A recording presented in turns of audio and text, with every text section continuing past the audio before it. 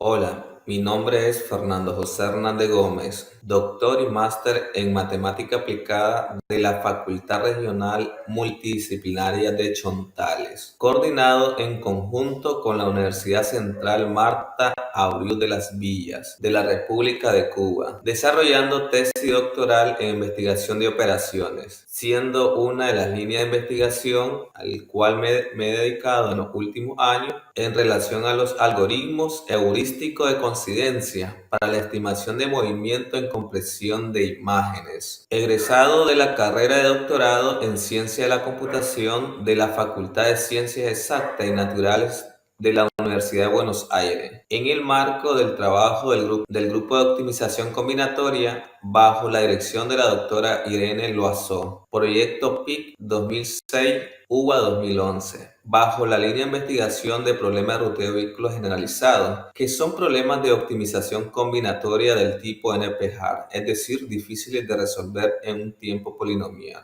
En este curso estaré con ustedes como facilitador, guía y acompañante en su proceso de aprendizaje de la asignatura de matemáticas financieras. El curso tiene una duración de 4 meses, una vez por semana y consta de 4 unidades, en el caso de los cursos por encuentro. En el caso de los cursos regulares son 2 veces por semana, en tiempo normal, en el que aprenderás a utilizar, aplicar, demostrar y crear diferentes procesos matemáticos financieros para el desarrollo de tus aprendizajes. A continuación, te voy a hablar un poco acerca de la finalidad de las matemáticas financieras. ¿Por qué estudiar matemáticas financieras dentro de las carreras de la UNAM Managua o cualquier universidad del país? La finalidad central de la asignatura de matemática financiera consiste en desarrollar, potenciar en el estudiante y o futuro profesional, ya que es una de las clases coterminales de la carrera,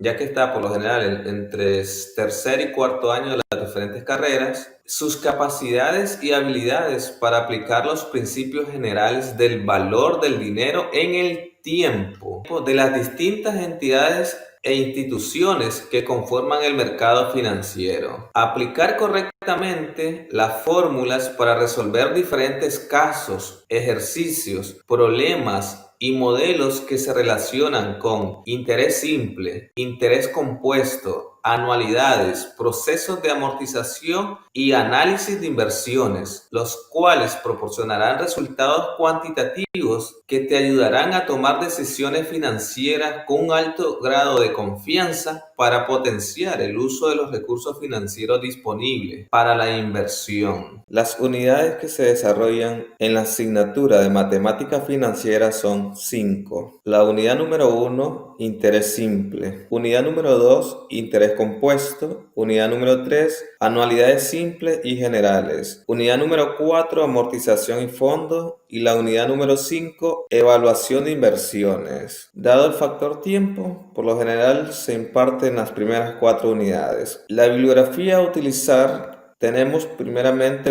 el texto básico del maestro Reyes Alvarado Noel, material básico de estudio de matemáticas financieras. Segunda edición, Departamento de Matemáticas y Estadística, Facultad de Ciencia Económica. Ese es el texto base. Después tenemos algunos textos complementarios, de los cuales solo voy a mencionar algunos, y hay otros que se van a conocer. Por ejemplo, en mi caso utilizo el libro de José Luis Villalobos, Matemática Financiera, Prentice Hall, tercera edición, México 2007. En la primera unidad, que corresponde a interés simple, se desarrollan los conceptos básicos, características y algunos ejemplos de aplicación al contexto relacionado con interés simple, el algoritmo de la regla americana y la tabla de pagos parciales. Concepto: en el interés simple, el capital original sobre el que se calculan los intereses permanece sin variación alguna durante todo el tiempo que dura la operación. Concepto: en el interés simple, el capital original sobre el que se calculan los intereses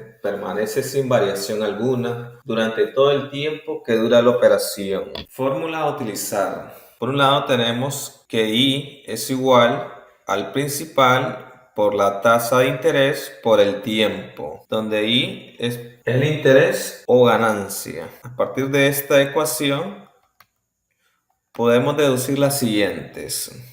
Por ejemplo, deducimos la primera, que es el correspondiente al valor principal. ¿Cómo la obtuvimos? La obtuvimos de la siguiente forma. En este caso queremos el valor principal y el tiempo está multiplicando con respecto al principal o capital o monto inicial. Por tanto, como están multiplicando, pasan a dividir. Por tanto, nos queda la fórmula que el principal es igual al interés sobre o entre la tasa de interés por el tiempo. De la misma forma podemos generar la tasa de interés I igual al interés o ganancias sobre el principal por el tiempo. De la misma forma podemos generar el tiempo, que va a ser igual al interés sobre el principal por la tasa. Como ya calculamos interés o ganancia, a partir de nuestro principal podemos obtener el monto futuro o monto final, o simplemente en los libros le llaman una F, que es el valor futuro. Por tanto, el valor futuro va a ser igual a la suma de lo que tenía antes más mis intereses o ganancias.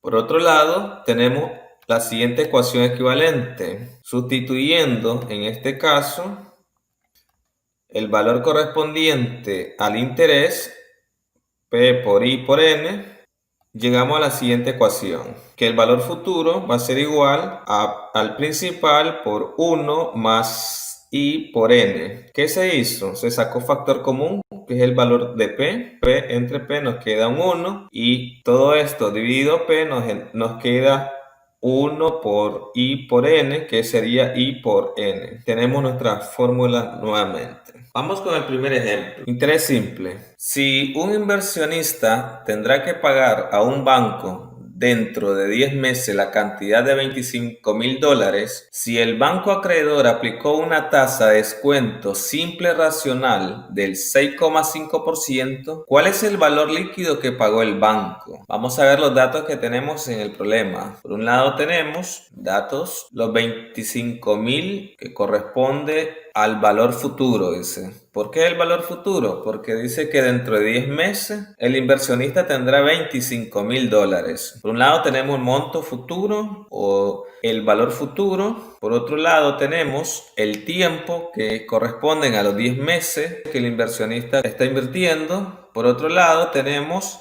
D, que es el descuento racional, lo denotamos con una letra D mayúscula, descuento racional, que ese descuento racional corresponde al 6,5%. D igual 6,5%. Se asume anual porque no se especifica. Podría ser mensual, pero en este caso se asume anual. La fórmula a utilizar va a ser la que encontramos anteriormente, que sería el valor futuro igual al principal por 1 más la tasa por el tiempo. Pero como en este caso me están pidiendo el valor principal, vamos a despejar de acá que en todo este factor que está acá, está multiplicando, pasaría a dividir al monto futuro. Es decir, que nos quedaría la siguiente ecuación, que el principal, que es el monto que nos están pidiendo inicialmente, va a ser igual al futuro entre 1 más la tasa por el tiempo. Cuidado en esta operación, que debemos tener cuidado porque primero se hacen las precedencias de los operadores. En este caso realizamos primero la multiplicación y después sumamos. Y por último se divide, por eso está entre paréntesis. Sustituyendo cada uno de los datos tenemos que el valor futuro que nos dieron era 25,000, 1 permanece constante, más la tasa de interés que es del 6,5%, pero como necesitamos convertirlo a números, sería 6,5 dividido 100. Y el tiempo en este caso está dado en meses, por tanto tendríamos días de 12. Haciendo los cálculos llegamos que esto nos da 23,715. Lo pueden comprobar con la calculadora. Por tanto, el descuento simple racional, el D, va a ser igual al valor futuro, que el que ya teníamos de antemano, menos el monto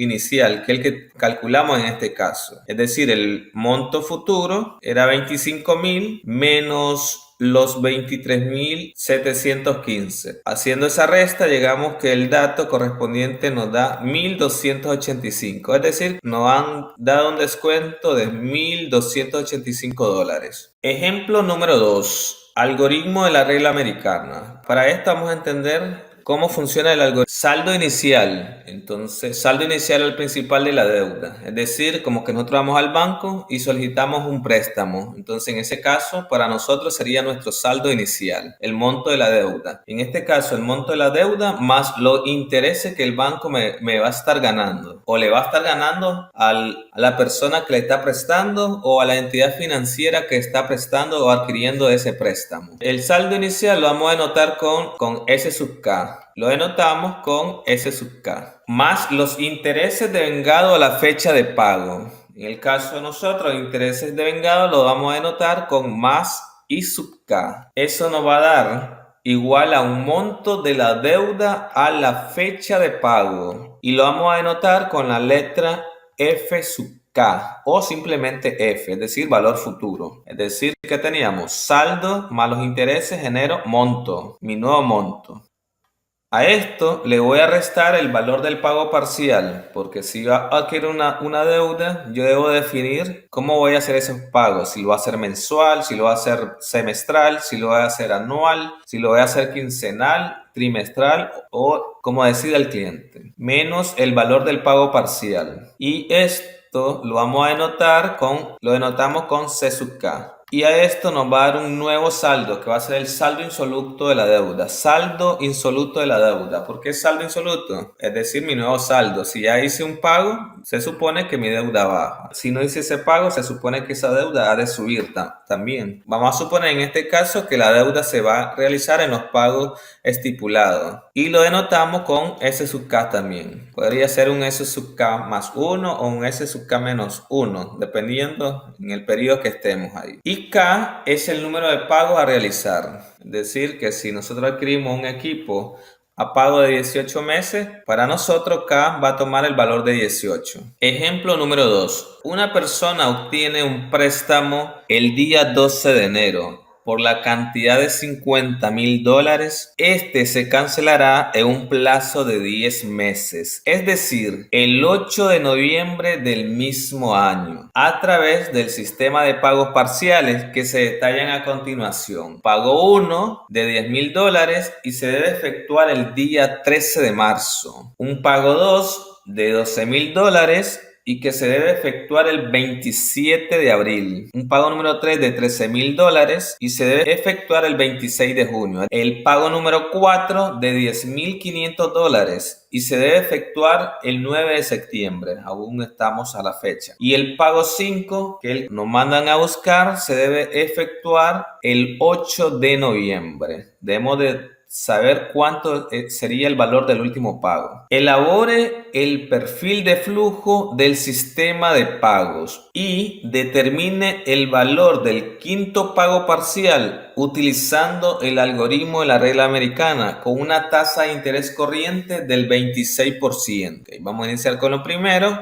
que es el perfil de flujo o diagrama de flujo o diagrama de tiempo, dependiendo cómo le llamemos. Okay. Nos ubicamos entonces en el plano cartesiano correspondiente al primer cuadrante, donde debemos de ver, en este caso, como estamos adquiriendo una deuda, en este caso, llegamos al banco y pasamos a tener en este momento $50,000 en nuestro bolsillo, por lo cual significa que es un flujo positivo. Si la vemos desde el punto de vista de la entidad financiera, sería un flujo negativo, pero como la estamos viendo desde nuestra persona, significa que es positivo. Entonces, por un lado tenemos el principal, que iría por acá, que corresponde a los $50,000, y en el eje de las X iría el tiempo. Veamos entonces, por un lado adquirimos la deuda ¿cuándo? El 12 de enero y hemos de realizar el primer pago parcial el 13 de marzo. Entonces, del 12 de enero al 13 de marzo, contabilizando los días en meses comerciales, tenemos que equivalen a 60 días. Y el 13 de marzo debemos efectuar un valor de $10,000. Del 13 de marzo al 27 de abril hay 45 días, contándolo uno a uno o de alguna forma en el calendario. Y el 27 de abril debemos de efectuar un monto de $12,000. Del 27 de abril al 26 de junio hay exactamente 60 días. 60 días comerciales, sí. Y debemos efectuar un pago de $13,000. Por otro lado, tenemos del 26 de junio al 9 de septiembre, contabilizando, tenemos 75 días en año comercial o meses comerciales. Y debemos efectuar un pago de $10,500. Del 9 de septiembre al 8 de noviembre hay 60 días comerciales. 60 días comerciales y es el dato que nos mandan a buscar, es decir, cuánto debemos pagar en el último pago para cancelar nuestra deuda y no quedar en mora. Puede que un centavo que nos quede en la deuda no hemos cancelado. Ese centavo se le puede convertir en mucha plata. Así hay que cancelar. Si sea 0.1 o 10 centavos, hay que cancelarlo. Entonces, el valor del quinto pago es el que nos mandan a buscar. El valor del quinto pago. Del 12 de enero al 8 de noviembre debemos de cancelar esa deuda. Y para esto vamos a hacer uso del algoritmo de la regla americana. Y en nuestro caso tenemos, voy a construir una tabla por facilidad. El algoritmo de la regla americana se aplica para el primer pago, lo que me queda. Se lo aplico para el segundo pago, se lo aplico para el tercer pago, luego se lo aplico para el cuarto pago y luego se lo aplico para el quinto pago. En este caso, si son 500 pagos, eso se aplica iterativamente de la misma forma, dado que es un algoritmo. Por efecto de comodidad, se construyó como una tabla, pero no es una tabla. Ok, entonces vamos a iniciar. Iniciamos con $50,000. Con $50,000, que es nuestra deuda actualmente. Vamos a calcular los intereses. Los intereses de $50,000 al 26% equivalen a $2,166.67. ¿Cómo generamos esto? Lo generamos con la ecuación de interés simple o la ganancia, que es lo que me está ganando el banco, prácticamente en el tiempo que me está apretando la plata. En este caso eran 10 meses. Ok, veamos entonces.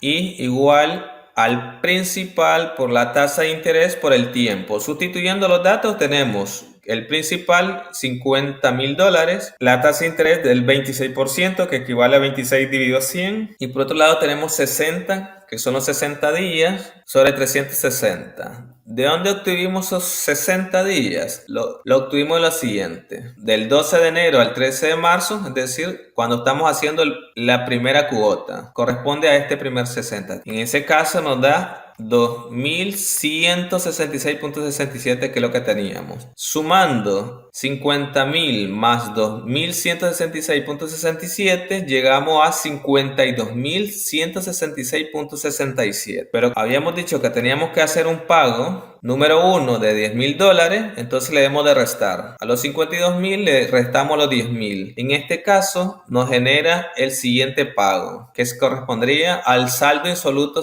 nuevo. Es decir, que nuestra deuda ha bajado a 42,166.67. Sobre ese que tenemos allí, le volvemos a calcular los intereses y llegamos a lo siguiente, que los intereses generados en este caso serían 1,370.42. Al sumar tenemos que nos da 43,537.09 y al restarle el valor del pago número 2 estipulado, que correspondían a 12,000, llegamos al siguiente dato, es decir, 43,537.09 menos los 12,000 nos da 31,537.09. Le calculamos los intereses a ese 31,000, nos queda 1,366.61. Sumando el saldo insoluto en el número 3 más los intereses generados, llegamos a 32,903.70. Pero como habíamos dicho que íbamos a dar un valor de una cuota de 13,000, restando llegamos a 19,903.70. Le calculamos los intereses, me genera este dato. Al sumar este con este, me genera este dato, que es 20,981.82. Pero como teníamos que hacer un pago de 10,500, entonces le restamos al 20,000, le restamos los 10,500, llegamos a a 10.481.82. A ese le volvemos a calcular los intereses bajo el tiempo que nos habían indicado en ese lapso. Llegamos a lo siguiente, que esto equivale a 454.21. Sumando llegamos a 10.936.03. Como nuestro saldo insoluto en el siguiente pago debe ser cero porque nuestra deuda se debe cancelar en el quinto pago, sí o sí, este valor correspondiente por acá debe ser exactamente el mismo, es decir, 10.936.03 para poder cancelar nuestra deuda. Y de esta forma el saldo insoluto siguiente sea igual a cero. ¿Por qué? Porque 10.936.03 menos 10.936.03 nos da cero. Hay que tener en cuenta cómo se calculó la tasa de interés para cada uno de los pagos ahí.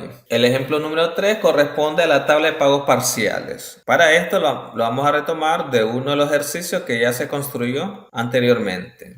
Ejemplo de la guía propuesta o que está exactamente en el formulario compartido. La familia Castillo obtiene un préstamo el día 14 de marzo por la cantidad de $82,000 para la mejora de su casa de habitación. Este se cancelará en un plazo de año y medio con 5 cuotas parciales con las siguientes tasas de interés: corriente del 12% y con un 35% de mora. Pago 1. El pago 1 lo debe realizar el 12 de abril, siendo el valor de la cuota de 10.100. El pago 2 es de 14.100 y se debe efectuar el 13 de julio. El pago 3 es de $22,200 y se debe efectuar el 14 de septiembre del presente año. El pago 4 corresponde a $20,200 y se debe efectuar el 15 de diciembre. El pago 5 es de 16.000. El pago 5 es el valor de la incógnita. El pago 5 es el valor de la incógnita y se debe efectuar el 16 de septiembre del año siguiente. Es decir, que si estamos en el 2020, se debe efectuar el 16 de septiembre del 2021. Por ejemplo, ¿verdad? Elabore el diagrama de tiempo, que en este caso ya lo tenemos desarrollado. Determine el valor del quinto pago parcial utilizando la tabla de pagos parciales. Suponga que el pago 1 se efectúa hasta el 22 de abril del 2013. En este caso se consideró el 2013. Es decir, hay 10 días de atraso. En el caso que no nos digan cuántos días se atrasó, se debe sacar ahí la fecha. Por ejemplo, el pago 1 se realiza el 12 de abril. Del 12 de abril al 22 de abril debemos de contabilizar los días que están ahí. Entonces 22 menos 12 tenemos 10 días. En este caso, el caso que no nos den. Y el tercer pago hasta el 2 de octubre del 2013. Es decir, que esto se inició en el 2012 y se está haciendo en el 2013. Ok, veamos acá entonces. El 2 de octubre. El tercer pago, ¿cuándo se efectuó? El 14 de septiembre. Y se debe efectuar hasta el 2 de octubre. Entonces debemos hacer la diferencia del 2 de octubre al 14 de septiembre. Ahí hay 18 días de atraso. Veamos entonces cómo nos queda primeramente. En el primer ítem dice que debemos elaborar el diagrama de tiempo o la caja de flujo. En este caso tenemos el origen y como nosotros estamos adquiriendo el préstamo, tenemos a favor $82,000. Si lo vemos desde el punto de vista de la entidad financiera que nos está prestando la plata, en este caso sería un flujo negativo, pero en este caso para nosotros es un flujo positivo. Del 14 de marzo al 12 de abril hay 30 días. Del 12 de abril al 13 de julio hay 90 días. Del 13 de julio al 14 de septiembre hay 60 días. Y del 14 al 15 de diciembre hay 90 días. Esto lo pueden cotejar. En este caso estamos trabajando con años comerciales. Por tanto, los meses deben ser comerciales, que traen 30. Cada mes trae 30. Y del 15 de diciembre al 16 de septiembre del 2013 tenemos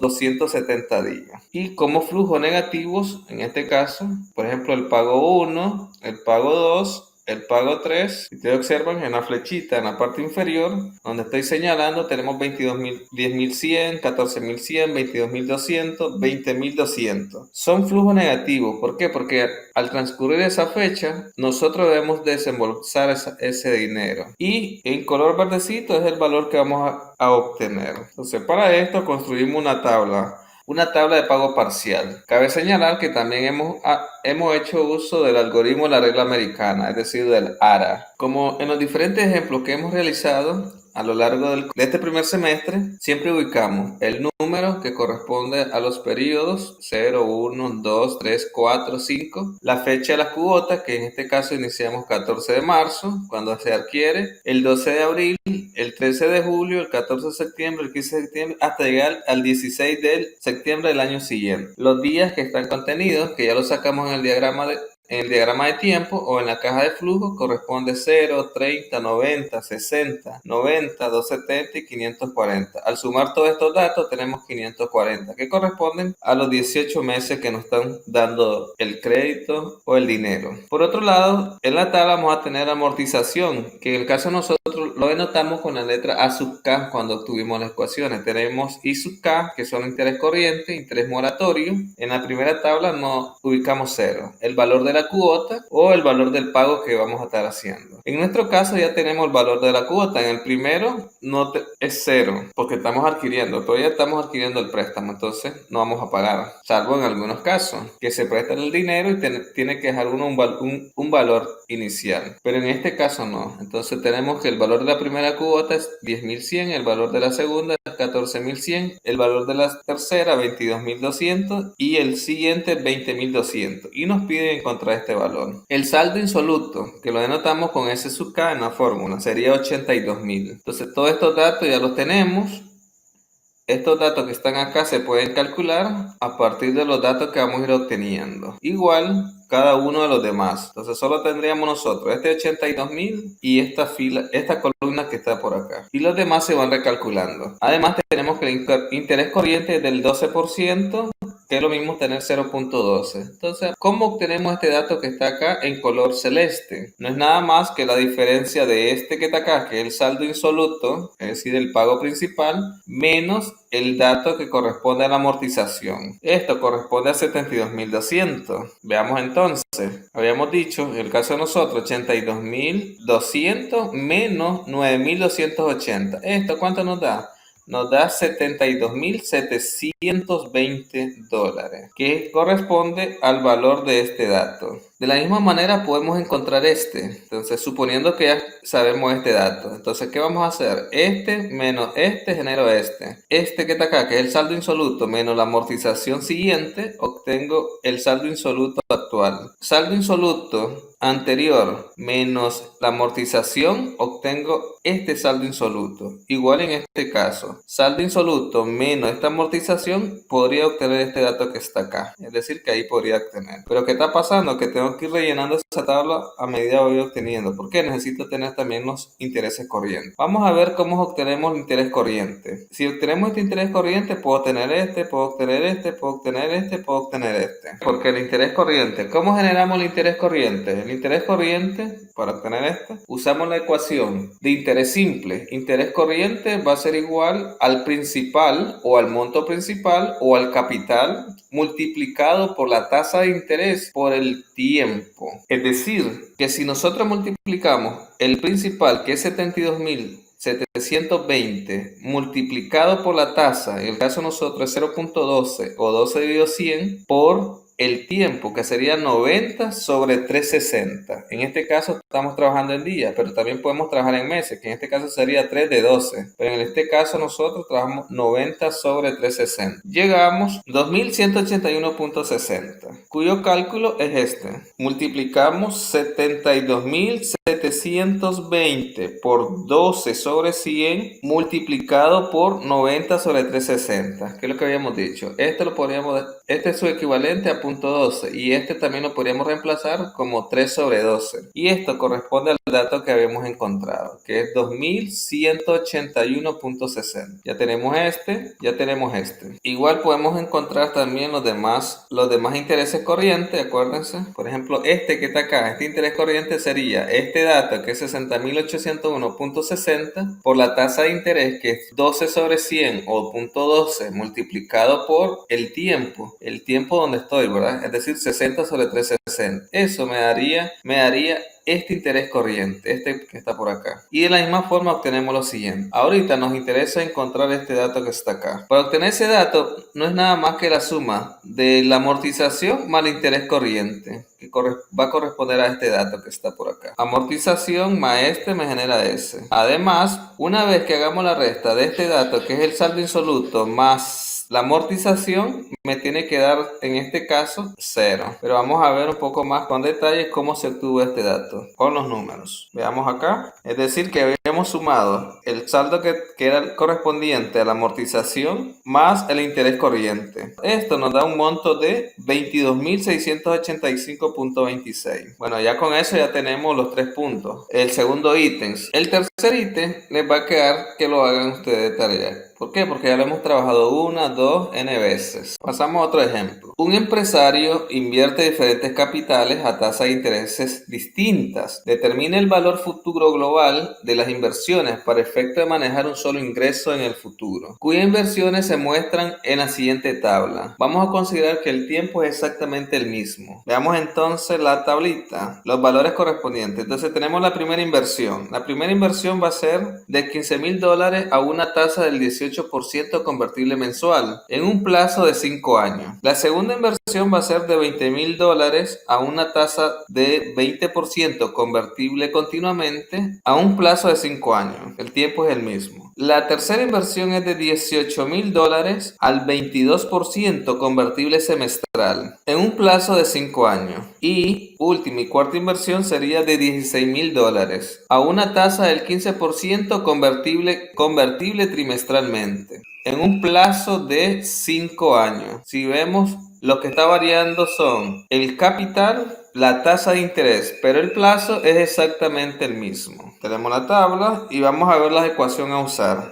Ok, en este caso estamos frente a interés compuesto. Para encontrar el valor futuro o monto final, al transcurrir un determinado tiempo usamos esta ecuación. Es decir, el monto o principal o capital multiplicado por 1 más la tasa elevado al plazo o al tiempo. Donde ese tiempo que está ahí, ese n, que le estamos anotando n1 porque tenemos ¿cuánto? 1, 2, 3, 4. Es decir, ese n lo podemos determinar por n minúscula, que es el plazo, por m, donde m es el periodo de capitalización. Esta ecuación, que es convertible semestralmente, se utiliza tanto para el número 3 como para el número 4. Es decir, vamos a utilizar esa misma ecuación cuando es convertible mensual, convertible bimensual, convertible semestral, convertible trimestral, convertible cuatrimestral, siempre que sea convertible. Es decir, que nos están dando una tasa nominal en este caso. La tasa que nos están dando es tasa nominal, donde el I que tenemos nosotros va a ser J sobre M. J sobre M. I igual a J sobre M. En el segundo caso nos están diciendo que es convertible continuamente. Entonces la ecuación va a variar un poco. Es decir, que va a ser el principal multiplicado por la función exponencial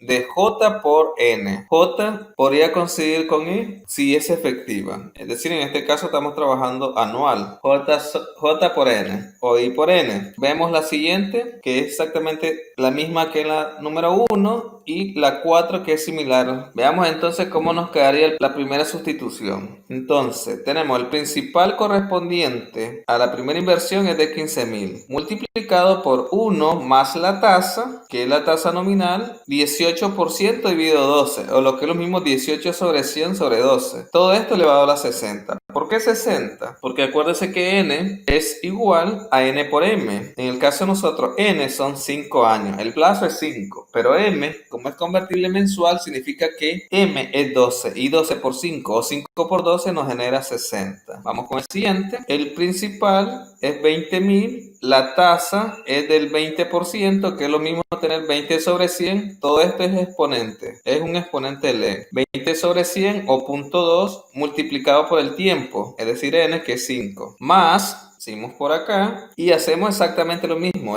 El principal o capital es 18,000 por 1 más la tasa nominal, que sería J sobre M, es decir, I igual J sobre M, donde la tasa nominal es 22%. Nos están dando tasa nominal, 22 sobre 100 sobre los periodos de capitalización. El periodo de capitalización en este caso es 2, es decir, que el año tiene 2 semestres. En este caso tenemos 12. ¿Por qué? Porque el año tiene 12 meses. Y en el caso del último es casi similar, es decir, el principal es 16.000 por 1 más la tasa nominal, que es del 15% o 15 sobre 100 dividido 4. ¿Por qué? Porque es convertible trimestral, significa que el año contiene 4 trimestres y 4 multiplicado 5 o 5 multiplicado 4 nos genera este 20 que tenemos por acá. Al hacer los cálculos llegamos a lo siguiente, es decir, que el monto futuro a lo largo de ese tiempo, siempre que hagamos esas inversiones, generamos un monto de $17.553. Hay una parte que también me interesa que tiene que ver con la parte teórica, con la anualidad o renta. Esta consiste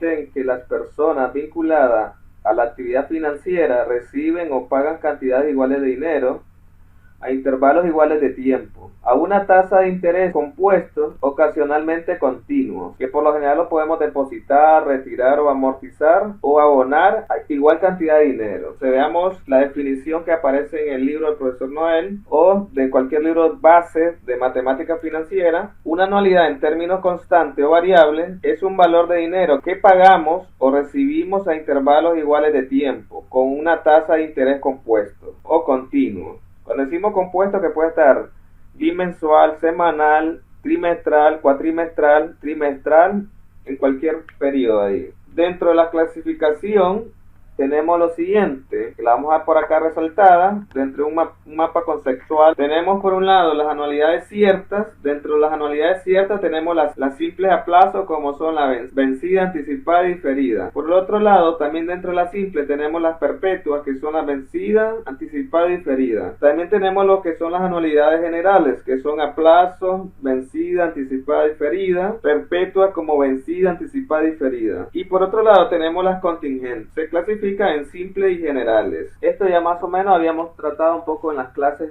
presenciales. Una anualidad cierta es aquella en que las fechas son fijas y las conocemos de antemano, es decir, conocemos el inicio y vencimiento del último pago. En cambio, una anualidad contingente, en esta no sabemos la fecha de inicio del primer pago o la fecha del último. Esta está sujeta al acontecimiento de algún evento que ocurrirá, pero no sabemos cuándo. Ejemplo de estas son las rentas vitalicias o pagos de pensiones. También tenemos las anualidades simples. El periodo de pago coincide con el periodo de interés, es decir, un pago trimestral, la tasa efectiva debe ser trimestral. Si hacemos un pago semestral, la tasa efectiva debe ser semestral. La anualidad general es aquella en la cual el periodo de pago no coincide con el periodo de interés, es decir, un pago anual, tasa efectiva semestral, es decir, los periodos acá difieren. El valor financiero es la suma financiera de la anualidad en una fecha determinada. Por otro lado tenemos lo que es una anualidad vencida simple a plazo, que es aquella en que el pago de renta se efectúa al final de cada periodo de interés, por ejemplo, el pago mensual para saldar una deuda, el pago de salario nominal, pago de cuotas de una amortización de préstamo del gobierno, entre otros detalles que podemos ver ahí. Avancemos al siguiente.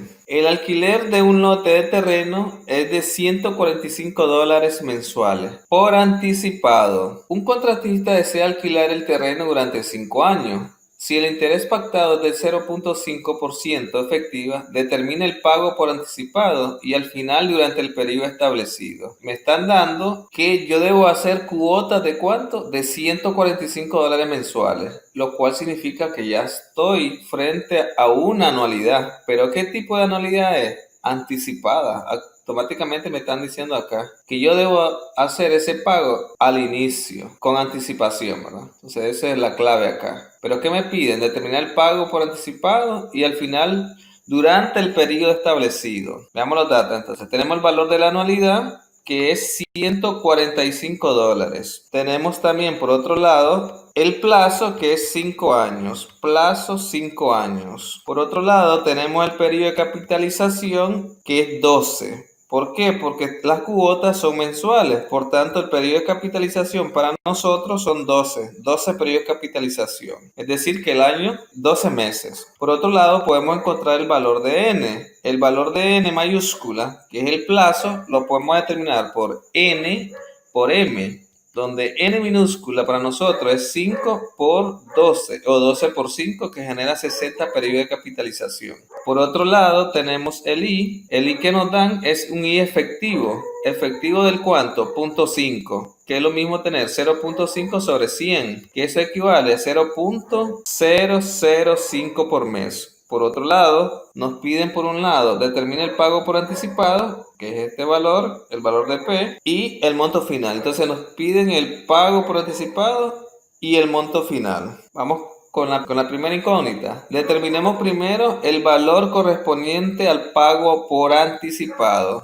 Dentro de todo nuestro formulario buscamos cómo determinamos el valor del principal cuando una anualidad es anticipada. Entonces, la fórmula a utilizar es esta. Va a ser el principal va a ser igual al valor de la anualidad por este factor que es 1 más la tasa menos 1 más la tasa elevado al periodo que es n más 1 sobre la tasa. Sustituyendo los datos llegamos a lo siguiente. Entonces sabemos que el valor de A es 145 multiplicado por 1 más la tasa, en este caso nos dio 0.05 menos 1 más la tasa también que es 0.05 menos el n que nosotros nos dio fue 60 y le sumo 1, todo eso dividido 0.05. Al hacer los cálculos en la calculadora, esto nos da un dato de $7,537.7. Ese sería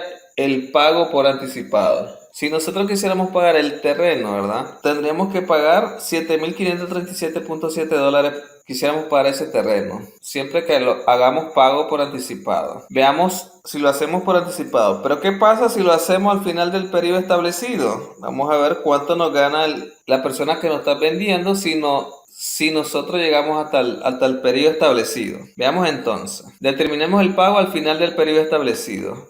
Igual, como es una anualidad anticipada, buscamos nuestro formulario, la ecuación o fórmula correspondiente al monto final o futuro, que es la siguiente. El valor futuro es igual al valor de la anualidad por 1 más i elevado a la n más 1 menos 1 más i sobre i. Sustituyendo los datos, tenemos lo siguiente.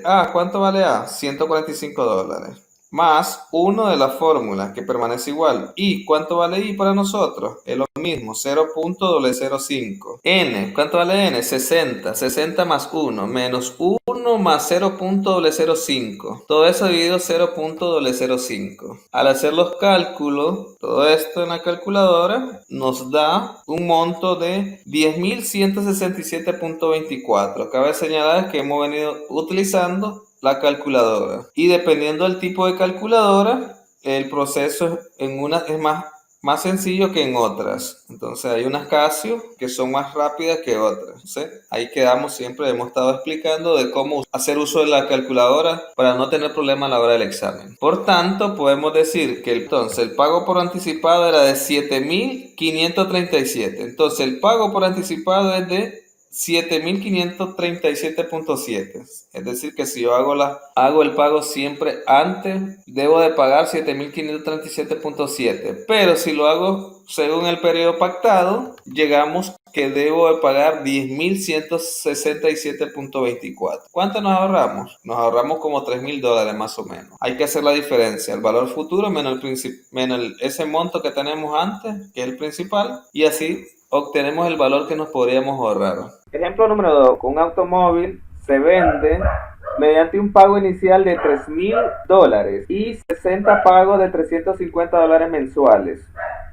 El primero dentro de 3 meses. Si la tasa de interés sobre el saldo es de 18% convertible mensual, termina el valor del automóvil de contado y al término del último pago mensual. Entonces, en este caso, vamos a checar el tipo de anualidades que tenemos. Entonces, la anualidad que tenemos en este caso, como nos dicen que va a realizarlo dentro de 3 meses, estamos dentro de una anualidad diferida, ¿verdad? Donde tenemos los periodos de gracia, acuérdense. Entonces, vamos a sacar los datos del problema. Por un lado tenemos la anualidad, que es igual a 350 dólares. Por otro lado tenemos el valor presente, que el valor es de 3.000 dólares, la tasa nominal del 18% convertible mensual. Por tanto, podríamos determinar la tasa efectiva, que sería del 18% dividido, en este caso como es convertible mensual, dividido 12, o su aproximación. La fórmula que vamos a utilizar va a ser la siguiente.